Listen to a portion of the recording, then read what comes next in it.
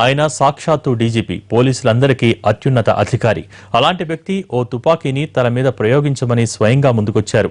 ఉగ్రవాదులను హతమార్చకుండా అరెస్టు చేయాలి అనుకున్నప్పుడు వాళ్లను నిరోధించడానికి ఉపయోగపడే టేజర్ గన్లను సరఫరా చేసే అమెరికా కంపెనీకి చెందిన భారతీయ యూనిట్ దాన్ని ప్రదర్శించి చూపించాలనుకుంది. అందుకోసం పోలీసుల వద్దకు ఆ గన్ తీసుకొచ్చింది. అక్కడ ఉన్నవాళ్లు కూడా తనలాంటి మనుషులే కాబట్టి దాని షాట్ తగిలితే ఏమవుతుందో అన్న భయం ఉంటుందని భావించిన యూపీ డీజీపీ జావేద్ అహ్మద్ తానే స్వయంగా ముందుకొచ్చారు. అయితే డీజీపీ అలా పడిపోకుండా చూసేందుకు ఆయన పక్కన ఇద్దరు పోలీసులు నిల్చున్నారు. షాట్ తగలగానే డీజీపీ పడిపోతుంటే పట్టుకుని జాగ్రత్తగా పడుకోబెట్టారు. ఈ టేజర్ దెబ్బతో చుక్కలు కనిపించాయన్నారు. కేంద్ర హోంమంత్రిత్వ శాఖ అనుమతిస్తేనే ఇలాంటి ఆయుధాలను కొనుగోలు చేయడానికి వీలు ఉంటుందని అన్నారు డీజీపీ.